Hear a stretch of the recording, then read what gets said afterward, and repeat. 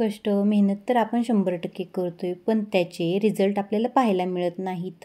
म्हणजेच काय तर कष्टाला, मेहनतीला नशिबाची साथ मिळत नाही आहे. तर बघा, आषाढी एकादशीपासून ते कार्तिकी एकादशीपर्यंतचा जो 4 महिन्याचा काळ आहे, याला आपण चातुर्मास असं म्हणत असतो. आषाढी एकादशीला विष्णू भगवान हे निद्रा अवस्थेत जातात आणि कार्तिकी एकादशीला ते उठतात. या कार्तिक एकादशीलाच आपण बऱ्याचशा नावांनी ओळखत असतो, जसं की देवउठणी एकादशी, प्रबोधिनी एकादशी, मोठी एकादशी. तर या आपल्याला आहे ना कार्तिक एकादशीला भरपूर अशा सेवा करायच्या आहेत, उपाय आपल्याला करायचे आहेत, जे केल्याने आपल्या आयुष्यातील सगळे पैशाचे प्रॉब्लेम दूर होणार आहेत, धनप्राप्तीचे मार्ग खुले होणार आहेत.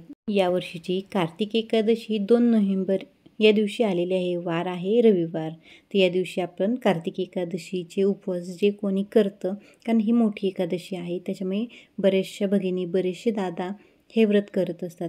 या दिवशी आपल्याला आहे ना सकाळी स्नान झाल्यानंतर देवपूजा आवरून घ्यायची आहे. आपल्या प्रत्येकाच्याच देवघरात पहा बाळकृष्णांची मूर्ती तर असतेच. तर काय करायचं, आपलं देवपूजा झाली की देवपूजेचं तामण घ्यायचं, त्यात थोड्या अक्षता ठेवून त्यात बाळकृष्णाची मूर्ती आपण ठेवून घ्यायची आहे.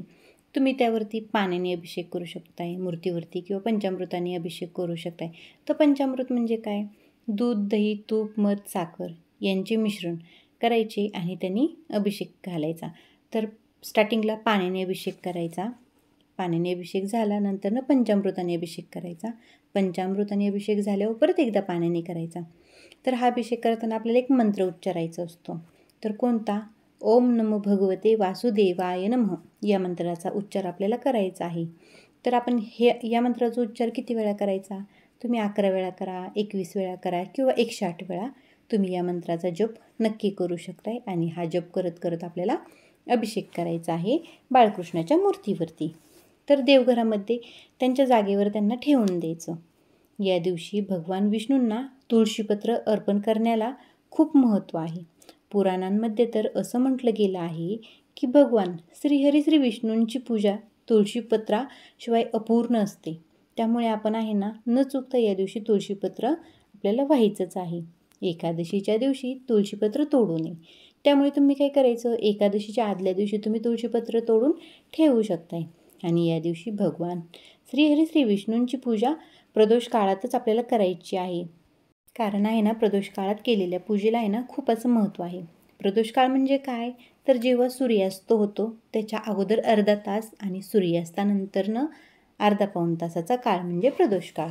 थोडक्यात काय, तर सायंकाळचा टाईम 5:30 ते 7:30 या काळात आपल्याला या पूजेसाठी तयार व्हायचं आहे.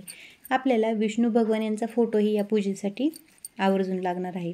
हा फोटो नसेल तर सत्यनारायण देवाचा फोटोही तुम्ही वापरू शकताय.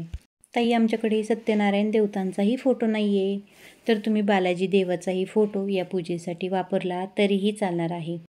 तर मांडणी कशी करायची हे मी पण थोडक्यात सांगून देते तुम्हाला. एक स्वच्छ चौरंग घ्यायचा, किंवा तुम्ही पाट घेतला तरीही चालेल. आपण ज्या ठिकाणी या पूजेची मांडणी करणार आहोत ती जागा स्वच्छ करायची. त्या चौरंगाच्या किंवा पाटाच्या खाली तुम्ही कुंकवाने स्वस्तिक काढा, किंवा थोडेसे अक्षता वहा ठेवा, त्याच्यावर हळदी कुंकू वहा, चौरंग ठेवा. चौरंगावरती तुम्ही पिवळे वस्त्र अंथरा. पिवळे वस्त्र असेल तर पिवळे टाका, नसेल तर तुम्ही लाल वस्त्र अंथरू शकताय. त्यावर तुम्ही तुमच्याकडे जो फोटो असेल तो ठेवून द्या. आता आपणा सर्वांनाच माहिती आहे, आपण पूजेला सुरुवात करतो त्यावेळेस आपण प्रथम दिवा प्रज्वलित करत असतो. तर दिव्याची पूजा करून घ्यायची. दिव्याला हळदी कुंकू अक्षता वाहून घ्यायच्या. तुमच्याकडं मी सांगितल्यापैकी कोणताही फोटो असेल तो तुम्ही चौरंगावरती ठेवून द्या. त्या फोटोची, त्या भगवानांची हळदी कुंकू वाहून, अक्षता फुले वाहून पूजा करा. आणि आपल्याला या पूजेसाठी कमीत कमी आहे ना 108 तुळशीपत्र तरी आवश्यक आहेत. तर आपल्याला आहे ना विष्णू सहस्त्रनामावली म्हणत म्हणत आपल्याला एक तुळशीपत्र आपल्याला तिथे व्हायचे आहे. किंवा तुम्ही 108 तुळशीपत्र जर तुमच्याकडे अवेलेबल असतील तर तुम्ही आहे ना ओम नमो भगवते वासुदेवाय नमः हे म्हणूनसुद्धा तुम्ही ते तुळशीपत्र तेथे अर्पण करू शकताय. काहीतरी गोडाचा नैवेद्य तुम्ही आवर्जून दाखवा. तर छान अशी आणि सोपी अशी सेवा आज मी तुमच्याबरोबर शेअर केलेली आहे. आणि कसं असतं, आपण सेवा करतो, आपण देवधर्म तर करतो, पण आपली त्या प्रकारे आपली नीतिमत्ता पण साफ हवी आहे. एखाद्याबद्दल आपण काय प्रकारे विचार करतो हे खूप महत्त्वाचे असते. ह्याचा फायदा आपल्या प्रगतीवरती, नफा तोटा जो घडणार असतो ते आपल्या नीतिमत्तेवर निर्भर असतो. तुमची नीतिमत्ता जर तुम्ही प्रत्येकाविषयी चांगली ठेवली तर आहे ना, कोणी कसंही वागू द्या, तुमच्याविषयी कोणी काहीही बोलू द्या, फक्त आपण त्याच्याविषयी वाईट विचार करायचा नाही. तुम्हाला तुमच्या प्रगतीपासून लांब कोणीच ठेवू शकत नाही. चलात मग पूजा मांडणी लक्षात आलेली आहे. काही सेवा करायची थोडक्यात मी सांगितलेलं आहे. सेवा काही जास्त अवघड काहीच नाही आहे.